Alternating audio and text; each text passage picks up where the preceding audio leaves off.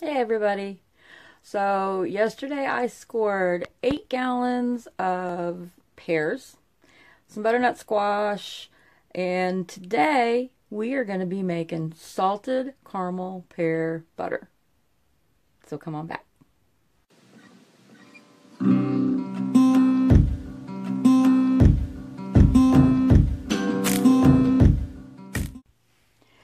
So right here I have 10 pounds of pears that I weighed out on the kitchen scale.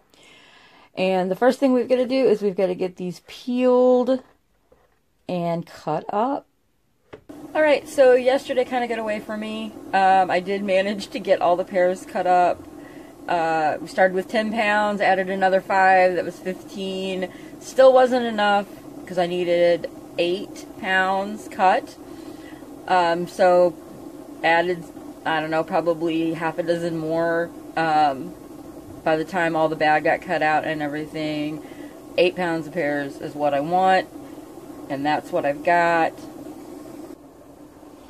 Alright, so we've got 8 pounds of cut up pears, and you can use the fruit fresh, you can use citric acid, or you can just use lemon juice in water to keep them from browning. These have been sitting in the icebox all night and they still look good. The correct measurement is cup of lemon juice to a gallon of water. I don't really measure that out. I put water in there and I pour lemon juice in until I can smell the lemon, and that is how I do it. But that'll keep them from turning brown while you're waiting to process them. Not strictly necessary if you're just using them for jam, but I had a feeling that yesterday was going to get away from me and I wasn't going to get things done. So there we are. So we got to drain these and get them in the pot. Okay, so we've drained all the liquid off. We've got our 8 pounds of pears in the pot. Alright, to this we're going to add 2/3 a cup of apple cider, not apple cider vinegar, actual apple cider, and 4 tablespoons of lemon juice.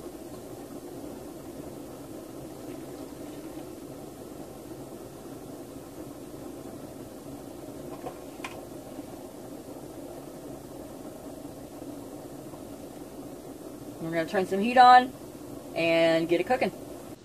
So I'm going to put a cover on and keep it cooking till we get it where we need it to be. Alright, so we're going to take a little bit different tact with this. We're going to remove it from the heat, let it cool down just a little bit, and we're going to run it through the food processor to get it broken down a little bit faster.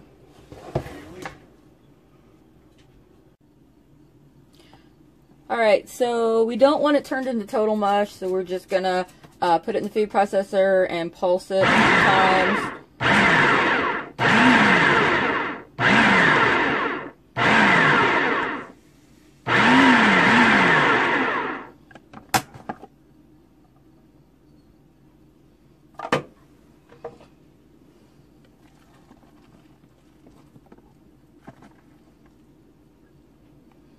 So you can see it's still pretty chunky, right? We want to keep it pretty chunky.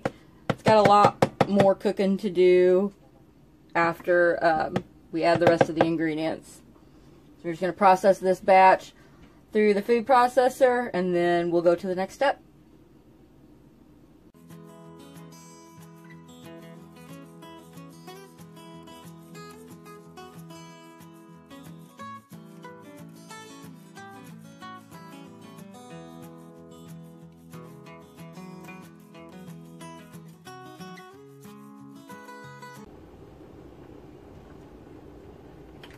Alright, so we got it up to a boil. We're going to turn the heat down to about medium.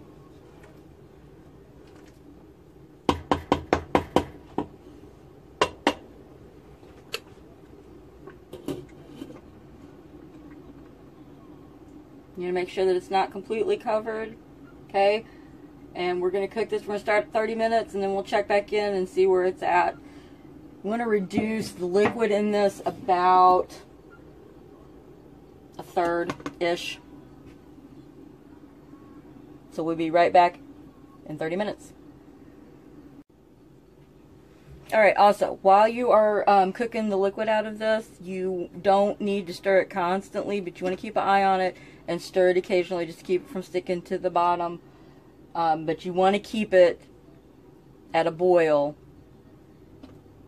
to reduce the liquid, okay? Alright, so we're about a half hour into the cooking, and it's getting there, but not quite yet. And the thing about cooking butter, any kind of butter recipe, is there's really no shortcuts. You've got shortcuts to jelly. You can make it go a little bit quicker. Any kind of fruit butter is just has to cook. So we'll give it another 30 minutes and we will check on it then. So we're about an hour into the process and it's getting there, but it's not quite there yet. There's still a lot of liquid in it, and we want to get rid of all of that. So back on the heat it goes, and we'll check back in a little while. 2,000 years later. Okay, so maybe not quite that long, but we're looking at about 4.5 hours of cooking time to get to the right consistency. Right? Two things I've learned from this process. One is now I know why when the old timers made butter, fruit butter of any kind, they made a crap ton of it. Two is now I know why people now make it in crock pots. And the next time I make it, it will definitely be in a crock pot. Okay? You want to cook it until, I like mine pretty thick, you want to cook it until when you're stirring through it, it pulls away from the pan. And this is ready to go, and I've got the jars ready, so we're going to get them filled because it's getting late.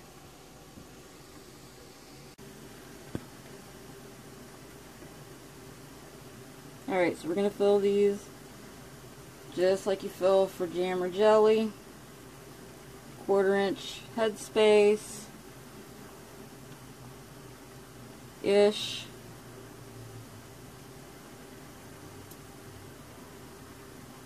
Near about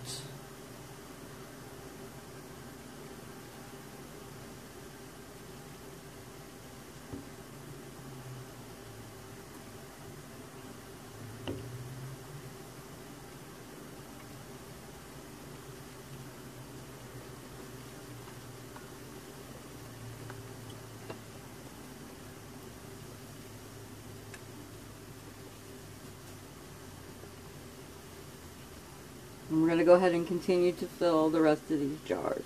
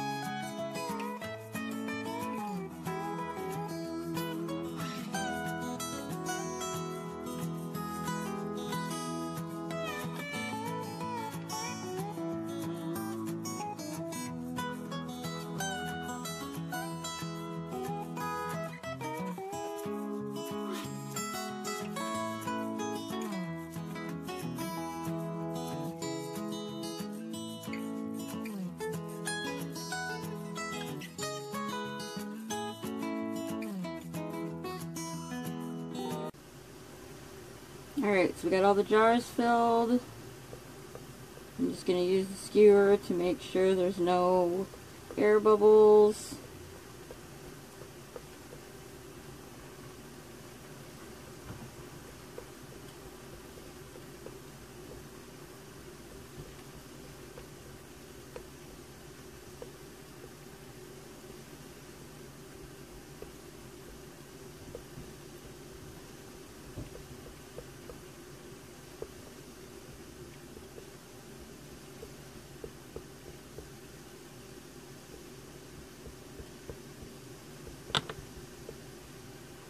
Which, as thick as this is and as slow as I filled them, there shouldn't be any problem with the air bubbles.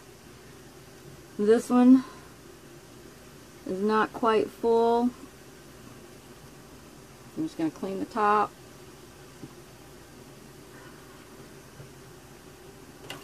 Slap on a lid. And this one is going to go into the ice box as a taster.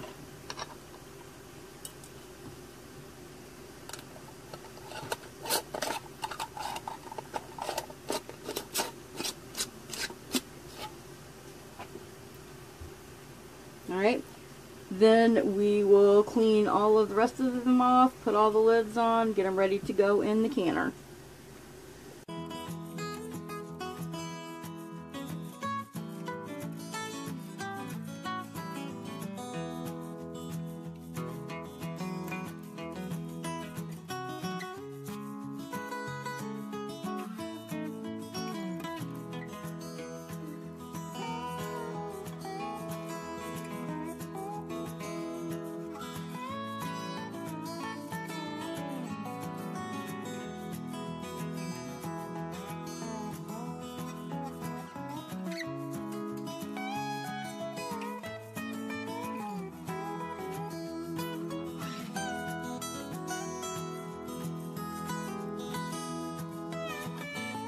Alright, they've all got lids and rings, and they're going into the pot. 15 minutes processing.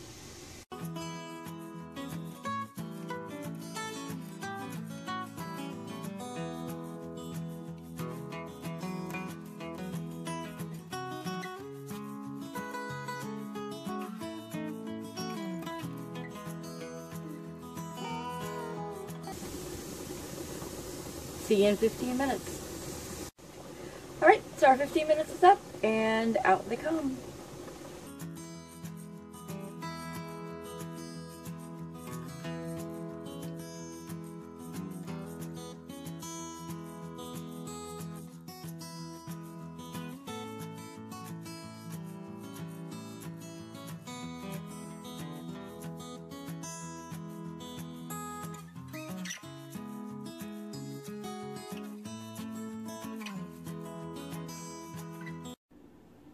Alright, so there we have it. We have 8-ounce jelly jars, a 4-ounce, and the taster that's in the fridge.